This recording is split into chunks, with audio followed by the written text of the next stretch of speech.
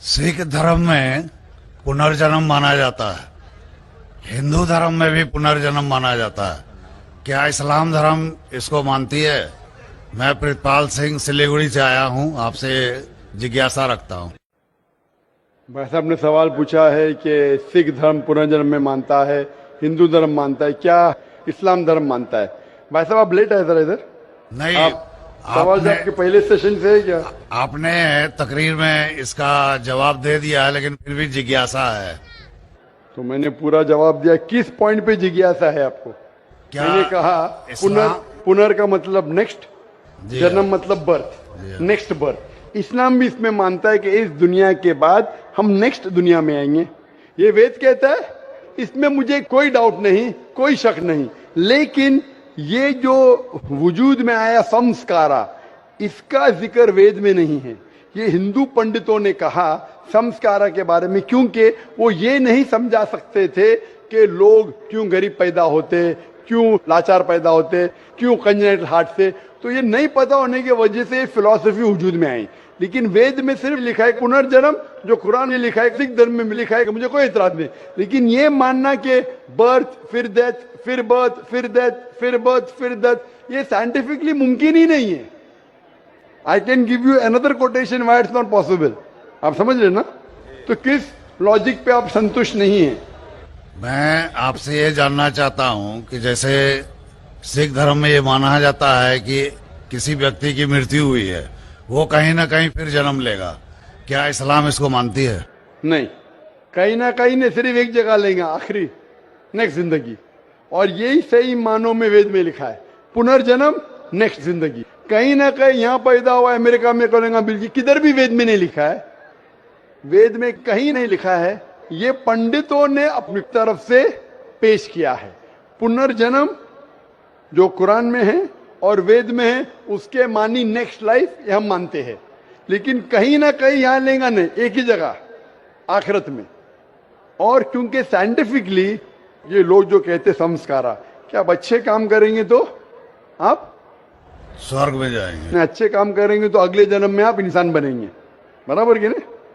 स्वर्ग में जाएंगे तो स्वर्ग में जाएंगे तो आने की जरूरत क्या? फिर स्वर्ग में रहना अच्छा है ना, धरती पे क्यों आएंगे? फिर कुछ मतलब में स्वर्ग में जाके फिर वापस आते। अगर स्वर्ग में जाके इनाम मिल गया तो यहाँ वापस क्या आते? अगर नर्क में गए तो वापस यहाँ जिंदगी में आके फायदा क्या? अगर आपको सजा मिल गई तो यहाँ फिर आप आके क्यों कुत्ता बिल्ली बनते?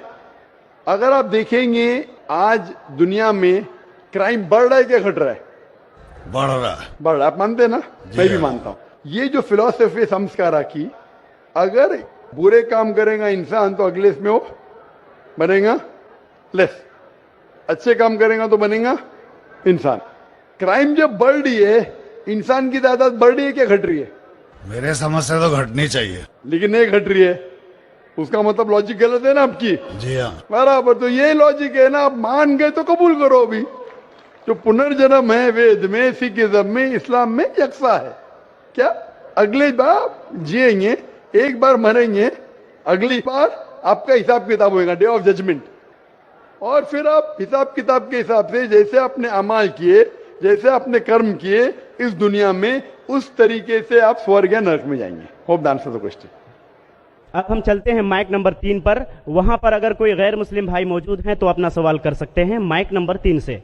আমি গৌতম কুমার সিংহ বলছি, বসরা থেকে এসেছি, উত্তর দিনাজপুর জেলা করণদিঘি থানা থেকে। আমার প্রশ্ন হচ্ছে, মুসলমান হলে কি গোমাংস খেতেই হবে? মানে ব্যাপারটা হচ্ছে, এই প্রশ্নটার উত্তর আমি আগে পেয়ে গেছি। দ্বিতীয় প্রশ্ন হচ্ছে, মুসলমান হলে কি খাতনা করতেই হবে? যদি না খাতনা করি এবং গোমাংস খাই, তাহলে কি মুসলমান হতে পারবো না?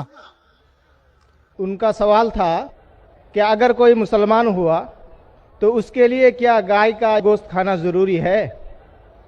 एक सवाल। और दूसरा सवाल उनका था कि मुसलमान होने के बाद क्या उसको खतना करना ज़रूरी है? ये दो सवाल। मैं बंगाली नहीं जानता हूं, लेकिन सवाल समझ गया। স্যার আমি खतना বাংলায় समझ বলছি। गया, गाय गोश्त समझ गया। मेरे बंगाली टीवी के ऊपर डबिंग आती, लोग समझते बंगाली जानता हूं मैं, लेकिन ये सवाल समझ गया मैं, अल्हम्दुलिल्लाह। भाई साहब का सवाल है कि मुसलमान बनने के लिए क्या गाय का गोश्त खाना जरूरी है और खतना करना जरूरी है क्या? ये पहला सवाल मैं जवाब दे चुका हूं कि गाय का गोश्त खाना फर्ज नहीं है। अगर आपको पसंद है तो खा सकते हैं, नहीं पसंद तो नहीं खाइए, फर्ज नहीं है। आप एक 100% अच्छे मुसलमान बन सकते हैं शाकाहारी होने के बाद भी, फर्ज नहीं है। जहां तक कि दूसरा सवाल है कि खतना करना जरूरी है, खतना करना एक अहम सुन्नत है, सुन्नत मौक़िदा है, अच्छी बात है। लेकिन अगर कोई ये कहता है कि अगर मैं खतना नहीं करूं तो मुसलमान बन सकता हूं, हाँ बन सकते हैं। खतना करना अच्छी बात है, उससे कई फायदे हैं। मैं मेडिकल डॉक्टर हूं, उससे कैंसर ऑफ पीनस नहीं हो सकता है, उसमें फाइमोसिस नहीं हो सकता है, कई अच्छी चीजें हो सकती है, कई फायदे हैं। लेकिन फिर भी अगर कोई इंसान डरता है और कहता है कि मैं खतने की वजह से अगर इस्लाम नहीं कबूल करना चाहता हूं, क्या मैं इस्लाम कबूल कर सकता हूं? कर सकते हैं। आप विदाउट खतना करके भी इस्लाम कबूल कर सकते हैं, कम से कम इंशाल्लाह शिर्क से बचेंगे। भाई साहब, क्या सर? आप क्या इस्लाम कबूल करना चाहते हैं? सर हम सोचेंगे सर। सोचेंगे? हाँ सर। सोचिए, और जब यकीन आ जाएगा खुदा एक के। अब हम चलते हैं माइक नंबर 4 पर। अगर वहां पर कोई गैर मुस्लिम खातून आई हैं तो सवाल कर सकती हैं। डॉक्टर साहब, मैं ये पूछना चाहती हूँ कि आजकल वास्तुतंत्र के हिसाब से घर बनाना बहुत कॉमन हो चुका है, तो ये कितना दूर सही है या गलत है? बहन का सवाल है कि वास्तुतंत्र के हिसाब से घर बनाना कितना सही है। ये एक साइंस है जो अभी ज्यादातर फेमस हो, पहले फेमस नहीं था। कैसे दिशा में रखेंगे तो यहाँ से हवा आएंगे। अगर आप ये साइंटिफिक लेंगे और साइंटिफिक फायदा होता है, क्या खिड़की अगर इस दिशा में, इस दिशा से हवा आ रही है, ज्यादा सर्कुलेशन, कोई हर्ज नहीं। लेकिन अगर दीनी एतबार से बनाएंगे, ऐसा बनाएंगे तो जिंदगी अच्छी होगी, तो ये गलत है। अगर आप साइंस के मुताबिक लेते हैं कि इससे सर्कुलेशन, तो कुछ चीज सही है, कुछ चीज गलत है। तो अगर आप साइंस के मुताबिक लेते हैं कि ऐसा करने से हवा ज्यादा आ सकती है और आपका सर्कुलेशन ज्यादा बढ़ेगा, कोई हर्ज नहीं। लेकिन ये सोचे कि ऐसा बनाएंगे तो जिंदगी अच्छी होगी, ऐसा बनाएंगे तो जन्नत में जाएंगे, तो घर कैसा भी बनाओ, जन्नत में जाने के लिए कुरान के ऊपर अमल करना चाहिए। अगर साइंटिफिकली कुछ फायदे होते हैं आपकी जिंदगी में रहने के लिए, कोई एतराज नहीं। लेकिन ये सोचेंगे कि आखिरत में आप जन्नत में जाएंगे इसके वजह से, तो ये विश्वास बिल्कुल गलत है। एक बार मैं फिर वाज़ह कर दूं, अपना नाम और अपना प्रोफेशन सवाल करने से पहले ज़रूर बताएं। अब हम फिर लौट आते हैं माइक नंबर 1 की तरफ। माइक नंबर 1 पर अगर कोई गैर मुस्लिम भाई हैं तो अपना सवाल कर सकते हैं माइक नंबर 1 से। पहले मैं आपको प्रणाम करता हूं, मेरा प्रणाम को आप स्वीकार करें। किशनगंज की पावन धरती पे आप आए हैं, आपका अभिनंदन है, स्वागत है। मैं क्वेश्चन करने से पहले एक बात बता देना चाहता हूं कि मेरा नाम है मनीष कुमार जालान, मेरी प्लाईवुड की फैक्ट्री है और उसमें हम 3 पार्टनर हैं, एक मुस्लिम पार्टनर भी उसमें है। मेरा बिजनेस 18 साल से उनके साथ है। कभी धर्म के कारण कभी कोई कंट्रोवर्सी हमारे बीच में नहीं आई है और भगवान के आशीर्वाद से मैं चाहता हूं कि आगे भी नहीं आएगा। मेरा प्रश्न आपसे है कि सनातन धर्म और इस्लाम में क्या समानता है, उसके बारे में मुझे थोड़ा सा क्लियरिफिकेशन। भाई साहब का सवाल है कि उसकी प्लाईवुड की फैक्ट्री है, 3 पार्टनर, एक पार्टनर मुसलमान है, कभी भी कंट्रोवर्सी नहीं है और इंशाल्लाह नहीं आएंगी। उनका सवाल है कि सनातन धर्म और इस्लाम में क्या यकसानियत है, वो जानना चाहते हैं। हिंदू मजहब की सबसे अहम किताब है वेदा। दयानंद सरस्वती ने सनातन धर्म को और आम किया, वो सही कहते हैं कि हमें मानना चाहिए वेद। वेद सबसे ऊंची किताब है। स्मृति और श्रुति, श्रुति मतलब जो भगवान की तरफ से, स्मृति मतलब जो इंसानों ने लिखी है। श्रुति में आता है वेद और उपनिषद। तो सनातन धर्म के मुताबिक और इस्लाम के मुताबिक भी आप देखेंगे, दोनों में खुदा के बारे में, ईश्वर के बारे में, अल्लाह के बारे में जो लिखा है वो यकसा है। आप जब पढ़ेंगे छंदोग्य उपनिषद चैप्टर नंबर 6 सेक्शन नंबर 2 श्लोक नंबर 1 में लिखा हुआ है संस्कृत में, एकम एविदित्यम, खुदा एक है, भगवान एक है, दूसरा नहीं है।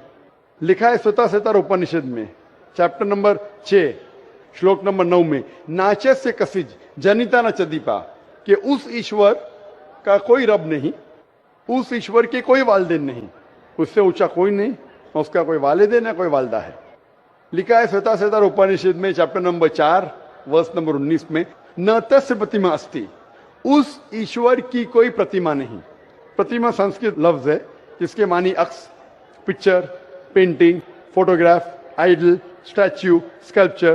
तो लिखा है उस ईश्वर, उस भगवान की कोई प्रतिमा नहीं, कोई अक्ष नहीं, कोई पिक्चर नहीं, कोई पेंटिंग नहीं, कोई पोर्ट्रेट नहीं, कोई आइडल नहीं, कोई स्कल्पचर नहीं, कोई स्टैच्यू नहीं। आगे जब आप पढ़ते हैं, ये सारी चीजें कुरान में भी लिखी है, मैं उसके ऊपर आऊंगा। ये है ईश्वर के बारे में जो लिखा गया है। उसी तरीके से अब आगे जब पढ़ेंगे यजुर्वेद चैप्टर नंबर 40 वर्ष नंबर 8 और 9 में, उसमें लिखा है अंधात्म प्रविशंति या असम्मुति उपास्ते। अंधात्म मीन्स अंधकार, प्रविशंति मतलब दाखिल होना, अंधात्म प्रविशंति या असम्मुति उपास्ते। वो अंधकार में दाखिल हो रहे हैं जो लोग असम्भूति की पूजा करते। असम्भूति मतलब नेचुरल थिंग्स लाइक हवा, पानी, आग। जो नेचुरल थिंग की पूजा करते हैं जैसे हवा, पानी, आग, वो अंधकार में दाखिल हो रहे।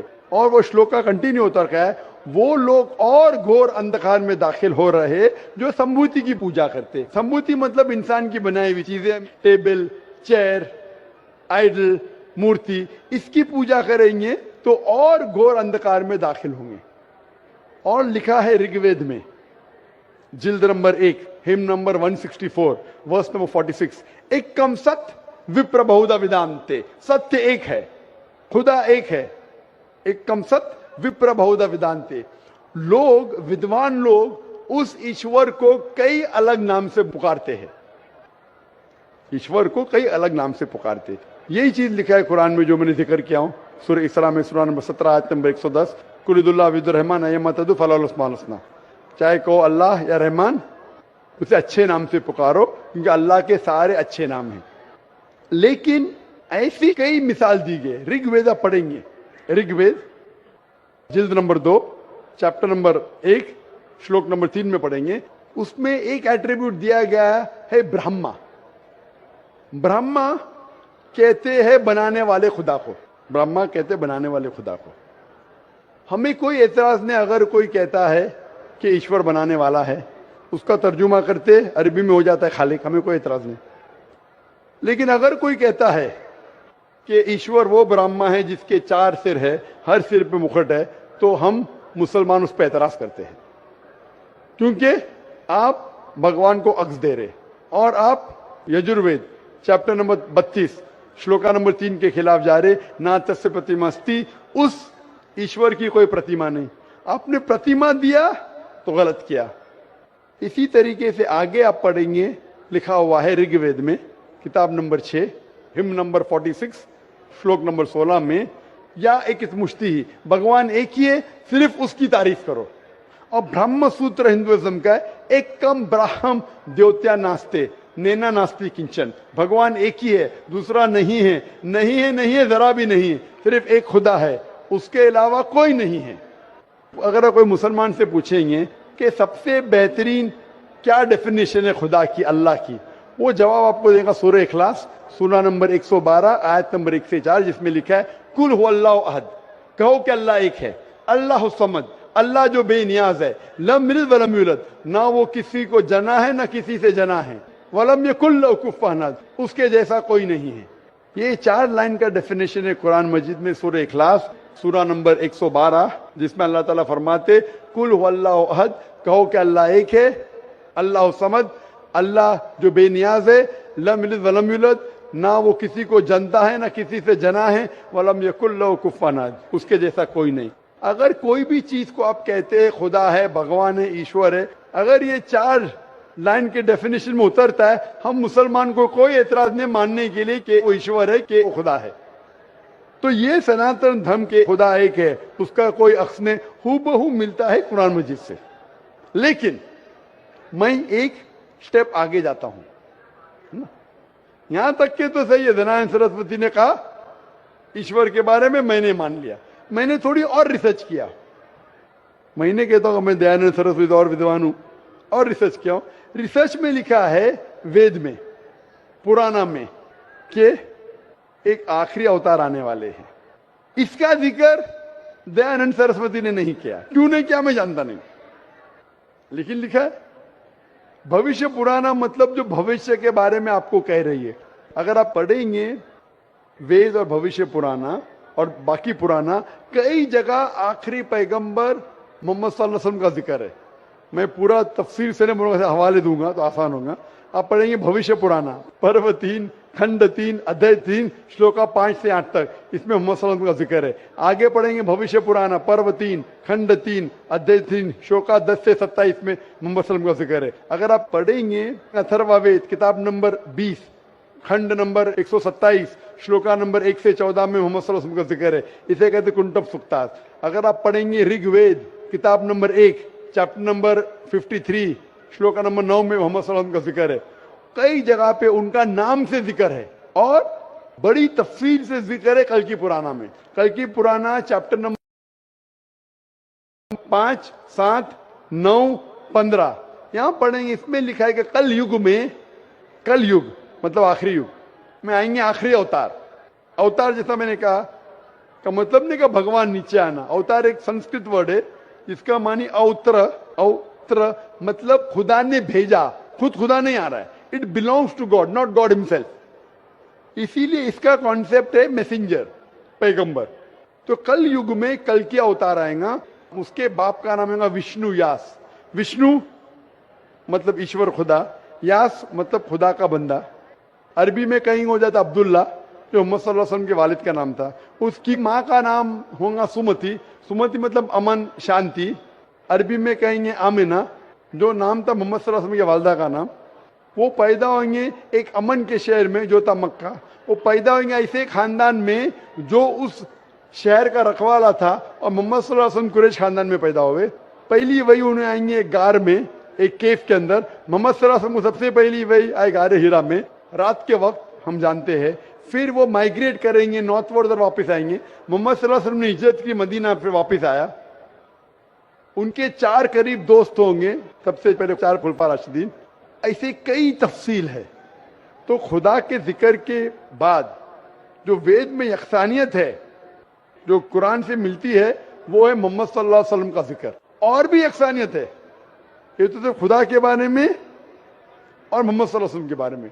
और यकसानियत है शराब मत पियो, जैसा मैंने कहा कुरान में लिखे सूरह माइदा सूरह 5 आयत नंबर 90 शराब मत पियो।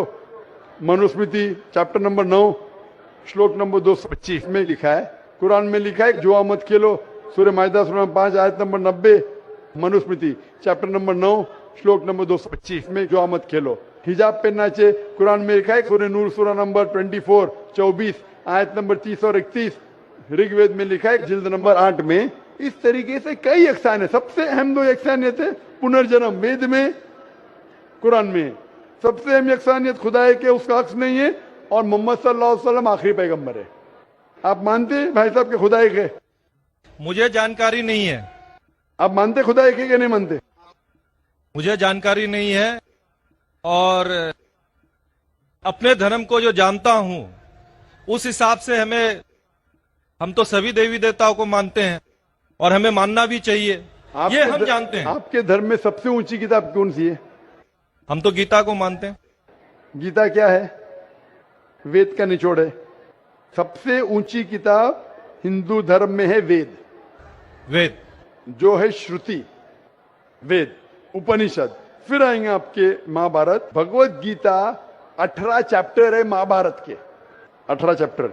महाभारत का एक हिस्सा है। श्री कृष्ण अर्जुन को सलाह देते हैं क्या करना चाहिए, वो उसे कहते हैं भगवत गीता। आप समझे ना? कहते हैं ये निचोड़ है वेद का, लेकिन वेद तो पहले समझो आप, बराबर ना? तो वेद में जब लिखा है इतना खास तौर के भगवान एक है, तो आप क्यों इतने देवी देवता में मानते नहीं? ये तो आपको तहकीक करना पड़ेगा ना। तो मैं जो कह रहा हूं उसे लिखिए या ऑलरेडी अवेलेबल है किताब में। किताब जाइए पढ़िए, वेद पढ़िए। ये जाकिर मुंबई से आया बेगम बाकी तो नहीं कर रहा है, हवाला दे रहा है इधर से उधर, मैं भी फेंक रहा है। नहीं हो सकता है ना फेंक रहा हूं। नहीं, आप जितनी बात को बोल रहे हैं पीस टीवी में भी देखता हूं। देखते माशाल्लाह। हाँ, तो अब आप वेद के बारे में बोले हैं और बताए हैं। आपका चैप्टर नंबर और पन्ना नंबर तो मेरे दिमाग में आया नहीं कि ठीक है बोल रहे हैं तो कुछ होगा उसमें। कुछ तो होगा, कुछ तो कुछ होगा, कुछ ना कुछ होके छोड़िए मत, तहकीक कीजिए। नहीं, क्या अब गलत करूंगा। या सही? अब करेंगे। अब करेंगे। कितने दिन में कंप्लीट करेंगे? 1 हफ्ते में कर लूंगा, कोई बड़ी बात थोड़ी। 1 हफ्ते में मैं आपके पार्टनर से पूछूंगा। आपने बोला अब तक कंट्रोवर्सी नहीं हुई। मेरा कंट्रोवर्सी होना जरूरी नहीं है, आप उसको अच्छाई की तरफ लेके आओ, वो आपको अच्छाई की तरफ लेके आएगा। मैं- कंट्रोवर्सी नहीं करना। अगर आदमी बोले 2 जमा 2 5, अरे जान दे यार, मेरा पार्टनर मुझे ज्यादा पैसा दे रहा है, 5 रुपया दे रहा है, 2 जमा 2 5, गलत है ये। गलत है तो बोलना चाहिए। कंट्रोवर्सी नहीं होना अच्छी बात नहीं, कंट्रोवर्सी होके सच्ची राह पे लेके आना अच्छी बात है। आप समझ रहे कि नहीं? तो आपके पार्टनर से कहो, इतने 18 साल से आपके पार्टनरशिप की है, अभी आप 1 हफ्ते में तहकीक करेंगे जाकिर क्या बोलता है और पार्टनर से डिस्कस करो, बराबर ना? आप ठीक बोल रहे हैं। मेरे पार्टनर का नाम भी मैं बताना चाहूंगा। हाँ, बता दो। सैयद मजरुल हसन साहब नाम है उनका। सैयद मजरुल हसन साहब, तो लाखों लोग सुन लिए ना। हाँ। तो सैयद मजरुल हसन साहब को और वो पकड़ लेना। हमारे से 15 साल बड़े भी हैं, माशाअल्लाह। मेरे से 15 साल बड़े भी हैं। हाँ, हमारी डिस्कस होती है, सब चैप्टर पर डिस्कस होती है। परंतु मैंने क्या कहा कि हमारे बीच में किसी तरह का कोई भी कंट्रोवर्सी नहीं होता है। और आपने वेद के बारे में बताया, जरूर मैं वेद को भी वो पढ़ूंगा। भी कंट्रोवर्सी नहीं है, कंट्रोवर्सी नहीं, यकसानियत है। आज कुछ आपसे लेके जा रहा हूं, मैं देखे नहीं जा रहा हूं, मैं आपसे लेके जा रहा हूं। मेरे मन में जिज्ञासा थी, मैं आपसे क्वेश्चन किया, आपने मेरे क्वेश्चन का जवाब दिया, इसके लिए मैं धन्य हूं। और मैं अपने जो आप वेद के बारे में बोले, मैं जरूर उसको पढ़ूंगा और 7 दिन में ही पढ़ूंगा। इंशाअल्लाह आप पढ़िए, तहकीक कीजिए, लेके जा रहे। अगर आप कबूल करेंगे तो मुझे देके भी जाएंगे सवाब इंशाअल्लाह। मेरा प्रणाम को फिर स्वीकार करें आप। इसी के साथ मैं अपने शब्दों को विराम देता हूं। डॉक्टर साहब, मैं बंगाल से हूँ और मुर्शिदाबाद जिला से हूँ। मैं अपने मन से इस्लाम को कबूल करना चाहता हूँ।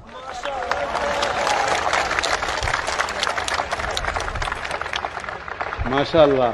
अल्लाह सुब्हानहू व तआला कहते हैं, इज़ा जा नस्रुल्लाहि वल फतह व रअयतन नास यदखुलून फी दीनिल्लाहि अफ़वाजा फसब्बिह बिहम्दि रब्बिका वस्तगफिर इन्नहु कान तव्वाबा। आप देखेंगे लोग फौज दर फौज अल्हम्दुलिल्लाह इस्लाम में दाखिल हो रहे हैं और हम अल्लाह सुब्हानहू से दुआ करते और इस्तिग़फ़ार करते। और ये आप देख रहे नज़ारा माशाअल्लाह हिंदुस्तान में किशनगंज की सरजमीन पे माशाअल्लाह। भाई साहब, आप एक खुदा में मानते हैं? मानता हूँ।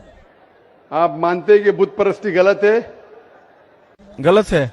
आप मानते हैं मूर्ति पूजा गलत है? गलत है। आप मानते हैं कि मोहम्मद सल्लल्लाहु अलैहि वसल्लम आखिरी पैगंबर है? मानता हूँ। आप पर कोई भी जबरदस्ती कर रहा है इस्लाम कबूल करने के लिए? नहीं, नहीं डॉक्टर साहब। आप पे कोई भी दबाव है इस्लाम कबूल करने के लिए? नहीं डॉक्टर साहब। आप अपने मन से करना चाहते हैं इस्लाम कबूल? अपने मन से करना चाहता आप हूँ। पे कोई भी प्रेशर नहीं? कोई प्रेशर नहीं है। जैसा मैंने कहा कि जबरदस्ती किसी को इस्लाम कबूल कराना इस देश में हराम है। इस्लाम या कोई भी मजहब में जबरदस्ती करना हराम है इस देश में। और इस्लाम धर्म में भी, इस्लाम मजहब में भी किसी को मुसलमान जबरदस्ती बनाना गलत है। तो आप अपने मन से करना चाहते भाई साहब? मैं अपने मन से पूरे होशो हवास से। माशाल्लाह। तो इंशाल्लाह मैं अरबी में कहूंगा और आप उसे दोहराइए। ठीक है। अशहदु अशहदु अल्लाह अल्लाह इलाहा इलाहा इल्लल्लाह इल्लल्लाह व अशहदु अशहदु अन्ना अन्ना मुहम्मदन मुहम्मदन अब्दुहु अब्दुहु व रसूलुहु। रसूलुहु। मैं शहादत देता हूँ कि अल्लाह के अलावा अल्लाह के अलावा कोई माबूद नहीं और मोहम्मद सल्लल्लाहु अलैहि वसल्लम उसके पैगंबर और बंदे हैं। माशाल्लाह, आप मुसलमान हो चुके। और डॉक्टर साहब, जी हाँ, बोलिए मेरा भाई। एक मन की ख्वाहिश है जी हाँ, कि मैं आपके हाथ से कुरान शरीफ को पाना चाहता हूँ। इंशाल्लाह। आप कौन सी जबान में महारत रखते हैं भाई साहब? बंगाली या हिंदी? बंगाली का? हाँ, बंगाल का हूँ। बंगाल का। तो बंगाली में महारत रखते हैं? हाँ। मैं दरखास्त करूंगा अगर कोई वॉलंटियर्स बंगाली का तर्जुमा ला सकेंगे, बंगाली और हिंदी का तर्जुमा कुछ चंद ला सकेंगे वॉलंटियर्स। भाई साहब, आप आगे आ सकते हैं हाँ, स्टेज के आ करीब। सकता हूँ। हाँ। जब तक आप आगे आएंगे इंशाल्लाह हम सवाल जवाब के सेशन को बढ़ाते रहेंगे। हाँ, ठीक और है। मैं दरखास्त करता हूँ वॉलंटियर से, अगर बंगाली और हिंदी का तर्जुमा यहाँ लाके स्टेज पे देंगे तो इंशाल्लाह मैं ये नौ मुस्लिम को पेश कर सकूंगा। सर, मैं आपके पास जाना हूँ। जी हाँ भाई साहब।